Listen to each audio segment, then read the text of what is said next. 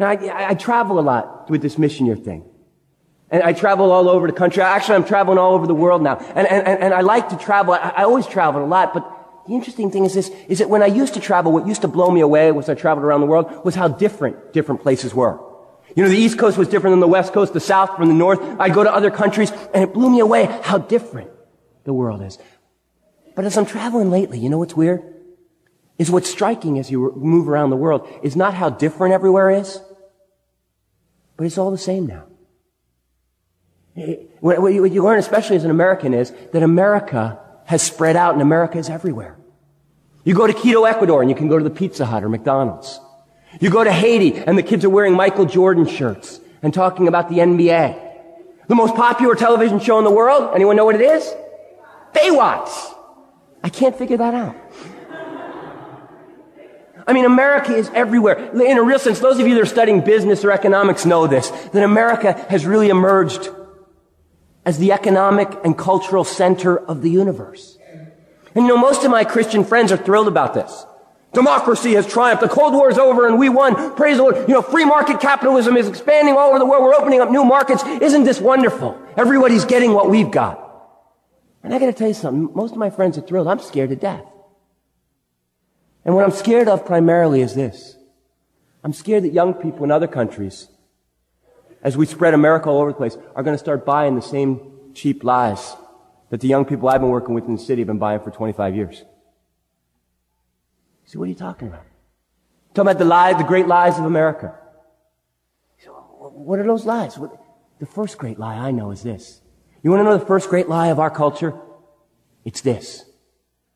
You gotta look good. You really gotta look good. That's the most important thing, is to look good. Now, I mean, you say that's not anything new. And you're right. I mean, it's natural. It's always been natural. People have naturally want to be attractive. But in our culture, it's become fatal not to be attractive. You can't afford not to be good looking in our culture. I mean, isn't that the message of every cosmetics ad? Of every diet plan? Of every fitness program? Of every beauty pageant or swimsuit issue? Of every movie and television show out there? You gotta look good. You gotta look good. I mean, we've taken a human frailty, the tendency to focus on external appearance, and we've turned it into a national obsession. I mean, ask yourself a simple question. Do you not live in a society where image is everything? Where image is everything. And I mean, it's that way for everyone. It's especially so for women, of course. I mean, men in our society can still get by. Like, if you got money, you know, you can get by. If you've got charisma. But if you're a woman in this society, it doesn't matter what else you got, you better look good. I was in a train station the other day in Philadelphia, and as I was sitting there, I looked across the tracks, and there, waiting for a train on the other side, was probably the most unattractive woman I've ever seen in my life. I mean, it was sad. It was scary. I mean, her body was misshapen. Her face was awful. Her skin was bad. Her hair, the way she was dressed. I mean, she just looked awful. And I watched as people came into the station, and everybody noticed her, and everybody pretended not to notice her. And as I was sitting there, the woman sitting next to me on the platform nudged me and said, "You see that? If I looked like that woman, I would kill myself." And you say, well, how do you respond to that? Oh, you know, what should I say? Should I say, hey, maybe she's got a great personality. Maybe she's really funny and got a good sense of humor. Maybe she's really intelligent or talented. Maybe she's a great musician. You see, but it doesn't matter in our society. Because no matter how intelligent she is, she's never going to be an anchor on the CBS News. No matter how bright she is, she's never going to be the president of the United States. She can't even be a minister in most places in this country. You gotta look good. I mean, you can have all the rest of the stuff, but in our culture tells us it better be wrapped in the right package. And a culture like that, you see, what scares me about that lie is the way it destroys the people it rejects. I mean, I was trying to think of some illustration about the way our society destroys people, but then I remembered. You all went to high school. You know what I'm talking about, right? I mean, anybody that went to high school, you watched it happen. You watched the way people grouped according to looks, and if you didn't look right, the way that certain things were cut off from you, certain things were pushed away from you. You watched the way it destroyed people. Some of you got hurt up in that too. You know what I'm talking about. the lie, is you gotta look good. And we sell it everywhere we go. That's the first lie. The second lie is like unto it. Because the second lie is this. The second lie is you gotta have fun all the time. You best be having fun in our society, because that's what our society is about. I mean, in a real sense. If you ask people, what's the purpose of life? Our society answers back, happiness is the purpose of life. The most important thing is that you be happy. Are you happy? Are you having fun? I mean, and again, economics majors. I mean, you can tell a society by the way it spends its money. And the fastest growing sector of our economy is leisure and entertainment. I mean, we've literally got the best and brightest minds in this country. And probably a lot of you, I want to go in communication, I want to go in advertising, I want to go in entertainment. You know, because the best and brightest minds are obsessed with coming up with new and better ways to entertain people. I mean, we have more options for entertainment than ever before. You turn on the television set, there's not 3 channels or 5 channels, there's 77 channels. Channels, you know, dedicated to every possible form. You turn on the internet, and it's just a sea of different new options of ways to entertain. We got jet skis and motorbikes and movies, unbelievable options. Everybody's putting a million ways to entertain people. And you see, what's weird about a society that obsesses over entertaining itself like that is that I think, especially for you guys, it exerts a very bizarre pressure. See, because with all these options of having fun out there, what happens is that there's an implicit message, and that is this, is that if you're not having fun, there's something wrong with your life. If you're not happy all the time, there's something wrong with you. I mean, it's almost like a moral imperative to be happy. People say, you know, if you don't love your job, you shouldn't do it. You shouldn't do a job if you don't love it. I mean, have you heard that one? Everybody ought to do something that they love. I have friends who are married. So, you know, you shouldn't stay in a marriage unless you're fulfilled. People always telling me, I had to get out of my marriage. It was the best thing for me and him and for our children because I just wasn't growing. So personal fulfillment. I talk to your parents. You ask any parent in America, what's your goal for your son? What's your goal for your daughter? They'll all tell you the same thing. I don't care what she does. What? As long as she's happy. What a crock. What a complete crock. I mean, what if making your child happy, what if what makes them happy is watching cartoons and eating potato chips all day? I mean, let's face it. Some jobs aren't fun, but they need to be done. Children don't really care if their parents are happy. They want their parents together.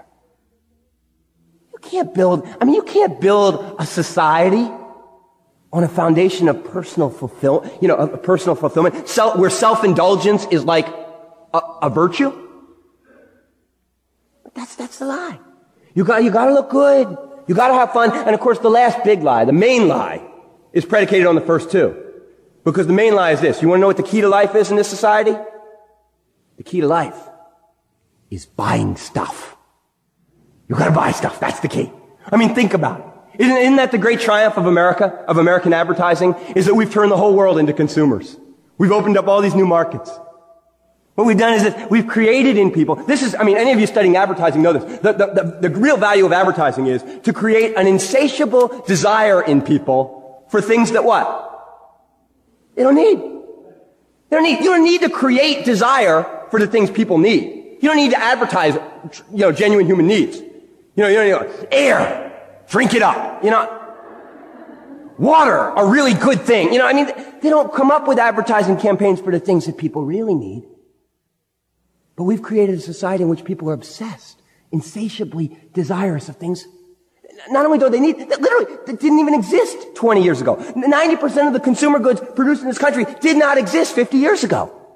Nobody needs this stuff. But you're going to go out there and I'm going to go out there and get jobs for companies producing endless arrays of consumer goods that nobody needs and selling them at a great profit. And it's scary what that does. I work in the inner city. You ask any kid in my neighborhood, what do you want to be when you grow up? They'll all tell you the same thing. You know what they want to be when they grow up? What? Rich.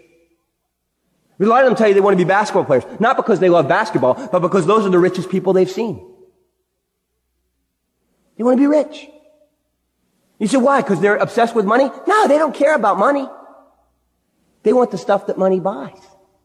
They want the Tommy Hilfiger. They want the Land Rover. They want the Jaguar. They're obsessed with the things that they can get with money. And of course, not just my inner city kids. Isn't that why your parents sent you here? So you can become economically viable? So you could get the stuff that you gotta have? See, and it's funny, you say, oh, I'm not materialistic, I don't want a Mercedes, I don't want a Jaguar. No, it's not always big stuff that we want.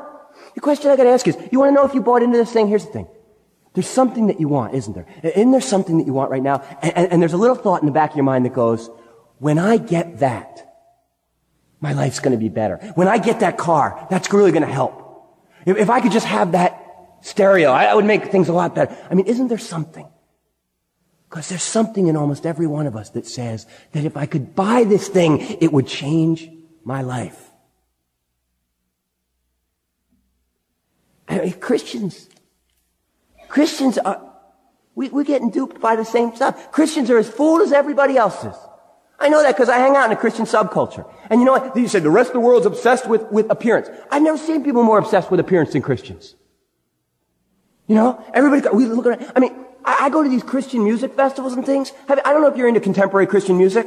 Has it struck, is it only me or has it struck anybody else that like everybody that's successful in contemporary music today is impossibly pretty? I mean, what, am I stupid? Or maybe it's a spiritual thing. What, does God only give good voices to people that are good looking? What, the ugly people, you get no voice. Or is our church culture and our society, we want our pop stars to be good. I mean, I go to these festivals, it's so pathetic to watch Christians trying to imitate the world, trying to beat the world at the entertainment game. I mean, they got their pop stars, we got our pop stars. They got their rap music, we got our rap music. And it's so pathetic. I mean, you come to the inner city, ask any city kid about Christian rap music, they'll all tell you the same thing. What? Christian rap music is? It's weak. It's derivative. It's 6 months behind. Because that's what Christians do. We watch whatever the world is doing, and then we try to make our own version with a little fish on it. And it's so, and the thing you want to say is you can't beat the world at the world's games. I mean, you make your best video, I'll put bikini-clad women in mine and trump you. You make your best rap song, I'll swear all over mine, it'll be more hot. I mean, people say, we're going to run this event, we're going to run a retreat, and the games are going to be great and everything, and the kids are going to see how much fun it is to be a Christian. You can't out-fun the world. You can't out-entertain the world. I mean, you run your best retreat. There's nothing you can do on your retreat that's more fun than doing a line of cocaine. There's nothing you can do in your worship service that's more fun than having sex with my girlfriend in the backseat of a car. I know some of you look at me, you make it sound as though cocaine is fun. Of course cocaine is fun. If cocaine wasn't fun, what? Why would anybody do it? I mean, you gotta be, I mean, I hang out with Christians who say, well, cocaine is horrible. The only people that say cocaine isn't fun are people that what? Haven't done cocaine. Ask anybody that's done it, they'll tell you what a good time it is. No, I'm not advocating that you should all become cocaine users. Don't get me wrong. No, cocaine will wreck your family, it'll destroy your life, it'll ruin your soul, it'll ultimately kill you. Cocaine's a horrible thing. The wages of sin is death. But the sin itself is fun. I mean, I don't know, at least the sins I commit are fun. I don't know, if you're not enjoying the sins you're committing the wrong sins, I gotta tell you.